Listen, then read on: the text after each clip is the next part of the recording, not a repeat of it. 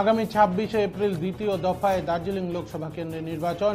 এই কেন্দ্রে তৃণমূল প্রার্থী গোপাল লামা। শনিবার গোপাল লামাকে সঙ্গে নিয়ে বিধান মার্কেটে প্রচার করেন এসজেডিএ চেয়ারম্যান সৌরভ চক্রবর্তী সহ দার্জিলিং জেলা সমর্থন সভানেত্রী পাপিয়া ঘোষ। তৃণমূল প্রার্থী গোপাল লামা প্রচারে এদিন গোপাল লামার সঙ্গে উপস্থিত ছিলেন বিধান মার্কেট ব্যবসায়ী সমিতির সম্পাদক সহ অন্যান্যরা। তবে এদিন বিধান মার্কেটে প্রচার শুরু করার আগে রাধাকৃষ্ণ জগন্নাথ মন্দিরে পুজো দিয়ে মার্কেট চত্বরে জোর কদমে প্রচার চালান দার্জিলিং লোকসভা কেন্দ্রের তৃণমূল প্রার্থী গোপাল লামা। এই মুহূর্তে শিলিগুড়ি বিধান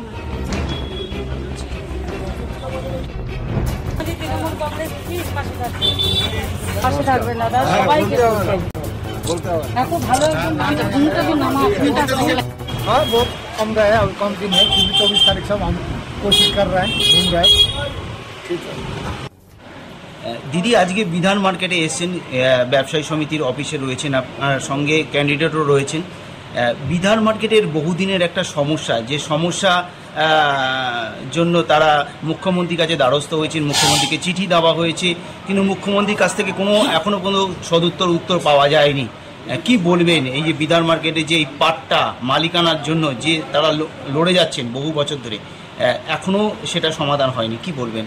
একদমই তাই, একটা সমস্যা সত্যিই চলছে এবং আমাদের এসজিডিএর চেয়ারম্যান সৌরভ চক্রবর্তী মহাশয় সেটা আন্তরিক প্রয়াসের দ্বারা সেটা দেখবার চেষ্টাও করছেন। তিনি পুরো সমস্যাটাই তিনি জানেন, অবগত রয়েছেন এবং বিভিন্ন সময় বিভিন্নভাবে তিনি হস্তক্ষেপও করেছেন এবং পুরো বিষয়টা তিনি মুখ্যমন্ত্রী মমতা বন্দ্যোপাধ্যায়ের কাছে কিন্তু জানিয়েছেন এবং মুখ্যমন্ত্রীর নজরেও সেটা রয়েছে।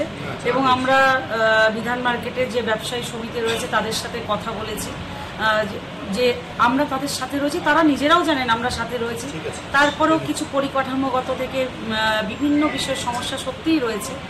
যত তাড়াতাড়ি সম্ভব এই সমস্যাগুলো যাতে জটগুলো কাটানো যায় সেই দিকটা সবাই নজর দিচ্ছে এবং আমরা দলগতভাবেও সেটা বারংবার আমাদের মুখ্যমন্ত্রীকে জানানোর চেষ্টা করেছি, এসজিডিএকেও সেটা আমরা জানাবার চেষ্টা করেছি। দার্জিলিংয়ের সাংসদ রাজু বেশ কয়েকদিন আগেই এই বিধান মার্কেটে এসেছিলেন। উনি বলছেন যে রাজ্য সরকার ইচ্ছা করলেই তাদের এই বিধান মার্কেটের সমস্যাটা দূর করতে পারেন। পাটটা তো রাজ্য সরকারই দেওয়া উচিত, সেটা তো সেন্ট্রাল গভর্নমেন্ট থেকে হবে না। তো আমি হলে তো এখনই আমি করে দিতাম, আমি এখনই হলে সিগনেচার করে দিতাম, কিন্তু রাজ্য সরকার সেটা অবহেলা করছে, কি বলবেন? ওনার যেটা আমি বলবো, অয়েল ইওর ওন মেশিন, নিজের যে কাজগুলো সেটা আগে করুন। রাজ্য সরকারের কর্তব্য তাকে শেখাতে হবে না।